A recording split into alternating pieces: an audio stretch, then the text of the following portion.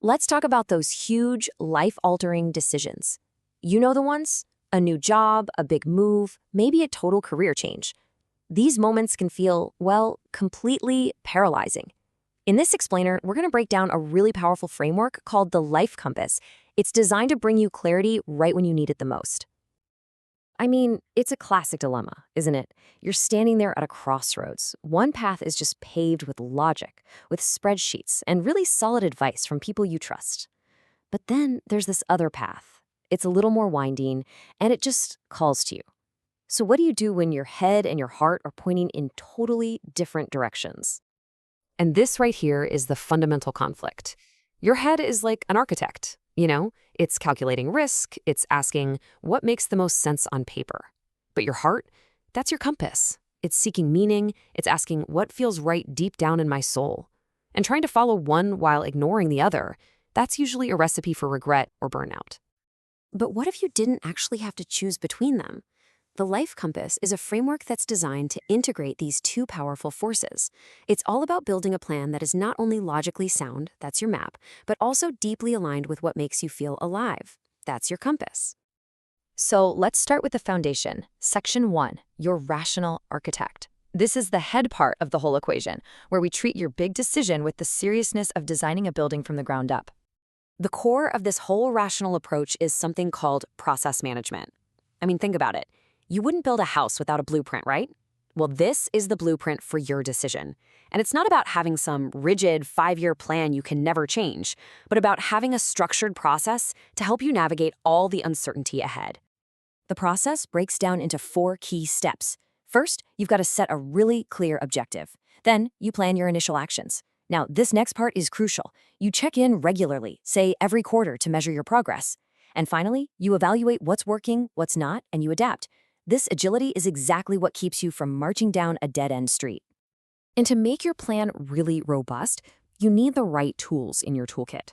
A risk assessment forces you to stare the what-ifs right in the face. A red team is brilliant. It's basically asking someone to play devil's advocate and poke all the holes they can in your plan to find its weaknesses before reality does. And of course, seeking out a diversity of thought makes sure you're not just surrounding yourself with a bunch of yes men. Okay, so we've built a solid, logical foundation. But a perfectly designed house is not a home if you don't actually want to live in it. And that brings us to Section 2, your resonant compass. This is the million-dollar question, isn't it? A path can be practical, it can be safe, it can be totally logical, but if it doesn't have that spark, that compelling pull, it's just going to drain your soul. A good decision has to be one you're actually excited to live out, even on the really tough days. A lot of that energy comes from what the psychologists Mihaly Csikszentmihalyi called flow. You know this feeling. It's that sweet spot where a task is really challenging, but you have just the right skills to meet it. If there's too much challenge, you get anxiety. Too little, and you're just bored, out of your mind. The most compelling work, the stuff that makes you feel truly alive, happens right there in that flow state. So how do we actually tap into this feeling? Well, we can use something Eugene Gendlin called felt meaning. Now, this isn't just a fleeting emotion. It's a deep, physical sensation you can actually locate in your body, like a tightness in your chest or a warmth in your gut.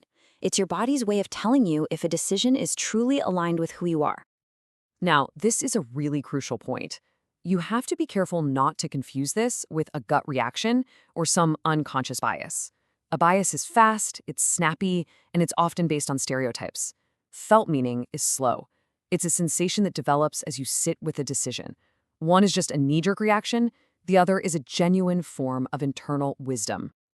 And to give this feeling a little more structure, we can turn to the psychiatrist Viktor Frankl. He identified 3 pathways to meaning. First, creative value. What are you creating or contributing? Second, experiential value. What are you receiving from the world in terms of beauty or connection? And maybe the most important one, attitudinal value. When things inevitably get hard, is the struggle itself meaningful to you? Okay, we have our logical architect and we have our resonant compass. Now for the magic. Section 3, the integrated blueprint. This is where we bring it all together. This is the moment where the map and the compass become one. We're going to stop treating logic and feeling like they're opponents in a boxing ring and start using them as partners to generate a single, really insightful score for any major decision you're facing. And here it is, the Life Compass Decision Matrix. This tool lets you score each of these key areas. You've got your rational foundation, the pros, the cons, the risks. You have your vision alignment. How does this fit into the life you want to live? You've got your resonance score. That comes from your felt sense and Frankel's ideas on meaning. And finally, a check on your overall system health. It all adds up to one total integrated score. So, when you run a choice through this matrix, it usually falls into one of four archetypes. First up is the ideal, the one we're all hoping for, the vital path. This is that rare, beautiful alignment where a decision scores high on both logic and resonance. It makes sense and it feels right. This is a green light, full steam ahead. Next up is the safety path. This one's high on logic, but really low on resonance. This is that safe job that pays the bills, but is slowly crushing your spirit. The danger here isn't some immediate failure. It's long-term, soul-crushing burnout. So the goal isn't necessarily to abandon it, but to find a way to inject some real meaning into it. Then we have the exact opposite, the leap of faith. Super high resonance, but a low rational score. This is that passionate dream that just doesn't have a practical plan. It feels amazing, but it's built on shaky ground. The key here isn't to give up on the dream, but to go back to your architect and build the foundation. Get the skills, save the money before you take that leap. And finally, the one you really have to watch out for, the inertia trap. It's low on logic and low on resonance. This is a choice made out of desperation, what the source material calls efficient avoidance. You're basically moving just for the sake of moving.